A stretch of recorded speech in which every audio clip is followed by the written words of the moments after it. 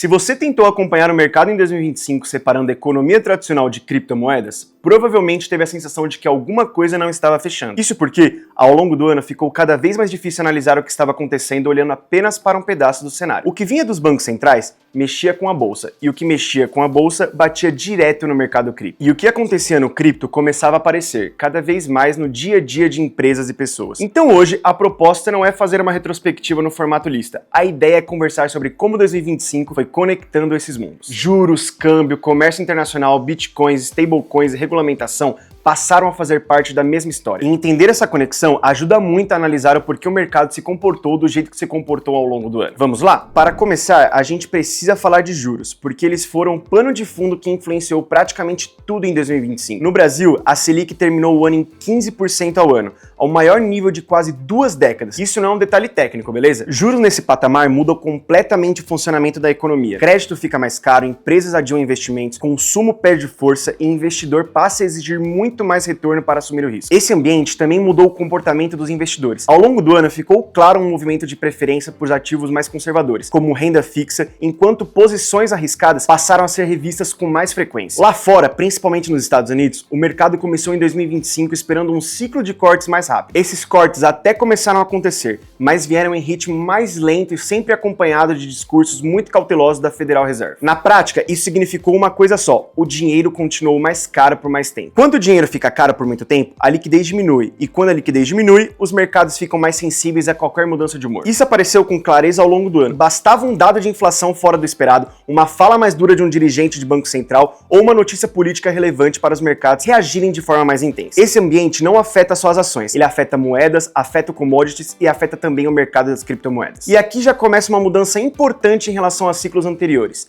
Em 2025, o cripto deixou muito claro que reage ao mesmo ambiente macro do que os outros ativos. O comportamento do câmbio ajuda a ilustrar bem esse cenário. Mesmo com juros altos, incertezas fiscais e tensões externas, o real surpreendeu ao longo do ano. Entre janeiro a novembro, o dólar caiu mais de 13% frente à moeda brasileira. Esse movimento teve alguns pilares claros: um superávit comercial robusto, fluxo estrangeiro para rendas fixas e um diferencial de juros que continuou bastante elevado. Mas esse movimento não significou um voto de confiança estrutural no Brasil. Ele refletiu muito mais uma busca global por um rendimento em um mundo onde o capital ficou muito mais seletivo e oportunista. A volatilidade continuou alta. Cada discussão sobre fiscal, cada decisão do Copom, cada capítulo novo de guerra comercial mexia rapidamente com as cotações. E isso afetava desde empresas que operam comércio exterior até pessoas que fazem viagens internacionais. E sim, isso também afetava quem opera ativos digitais. Outro elemento importante em 2025 foi o ambiente mais hostil no comércio internacional. Os Estados Unidos avançavam com novas tarifas em cima de quase todo mundo. Teve até nome especial: tarifaço. A volta de Donald Trump ao centro ao debate econômico global trouxe um nível adicional de incerteza. No começo do ano, o mercado oscilava entre levar suas falas como estratégia de negociação ou como sinal real de uma política comercial mais agressiva. A disputa comercial com a China foi o principal entre as guerras comerciais e ganhou um novo capítulo quase todo mês. Eles até chegaram em um consenso na reta final do ano,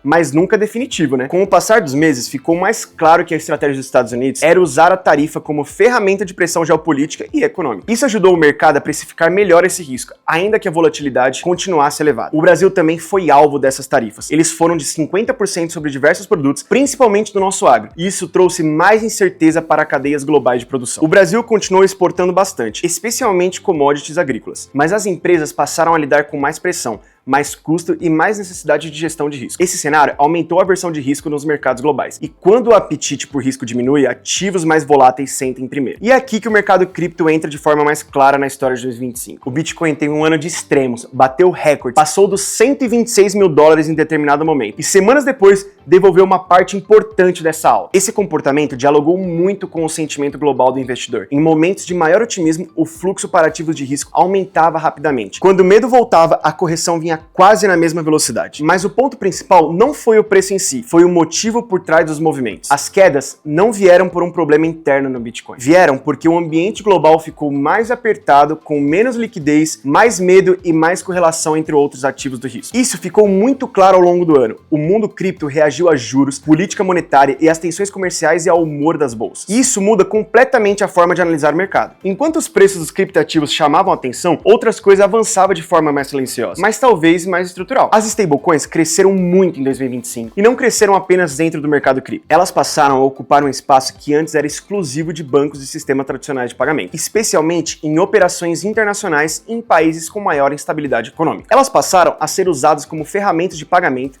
de remessa internacional e de gestão financeira, principalmente em países com impostos altos e moedas mais voláteis. Em um cenário de câmbio instável e custo elevado para operações internacionais, muita gente começou a olhar para stablecoins como uma alternativa prática. Esse movimento chamou a atenção de empresas e bancos reguladores. Nos Estados Unidos, a aprovação do Genius Act foi um marco desse processo. Pela primeira vez, as stablecoins passaram a ter regras federais claras. Regras sobre quem pode emitir, como deve ser o lastro, quais relatórios precisam ser divulgados. Isso reduz a incerteza jurídica e o mercado reagiu. Depois da aprovação da lei, ficou mais comum ver bancos, fintechs e grandes empresas anunciando projetos ligados a stablecoins e infraestrutura digital. Esse movimento não ficou restrito aos Estados Unidos. Ele começou a influenciar debates regulatórios em outros países e reforçou o papel do dólar tokenizado no sistema financeiro global. Outro ponto importante de 2025 foi a aproximação mais visível da cripto e da economia real. Stablecoins deixaram de ser vistas apenas como ferramentas de trade. Elas passaram a ser discutidas em conselhos, em departamentos financeiros e em estratégias de empresas. O debate deixou de ser se o cripto faria parte do sistema financeiro e passou a ser